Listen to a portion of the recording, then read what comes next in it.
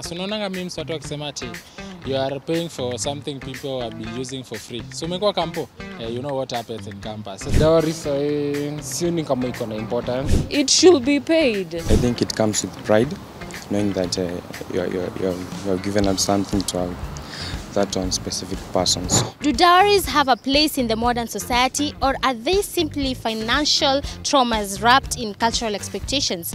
Welcome to Vibe Mtaani. My name is Kiberenge Maria Jones.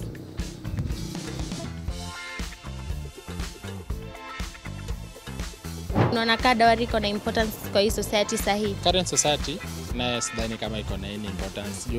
Unaona memes watu wakisema ati you are paying for something people have been using for free. So umekuwa kampo, you know what happens in campus. Sasa ukifikiria hivyo, huwezi kupenda kulipa dowry. Lakini kitambo ilikuwa valid, but for now, yes. Bora kuna mutual agreement between parents wa Charlie na parents wa dem, uko tu sawa.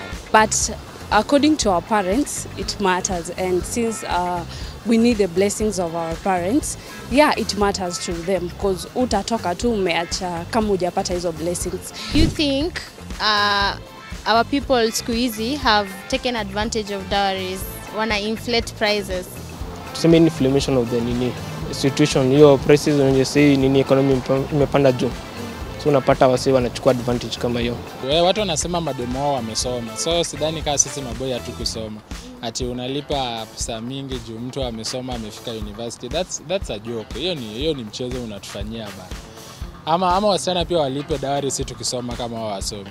Kila mtu alipe dowry. Tuone itakuwa aje. I think maybe people are profiting from it in a way that it's maybe not profitable. It is not balanced. I think it should be balanced. Kuna mtu amesema madema wajui kupika wafai kulipiwa dowry. Ni ukweli hiyo, mbona ulipie mtu wajui kupika? Kupika ni kitu number one. Okay, demo anafaa kujua kupika. Very true. Kwa nini? Mwanaume anaingia kwa nyumba amechoka alafu unexpect nothing. Ameorder glovo. Red flag also. It should be paid. Yeah, because kuna mtu wa kazi andikwa apike. Sasa anakuja kufanya nini kwa relationship? Mbona aolewe? Juu si demo anafaa kukupikia usikie poa. Kama hujui kupika hakuna kitu mnafanya hapo. Unaweza taka kulipiwa dowry? Of course.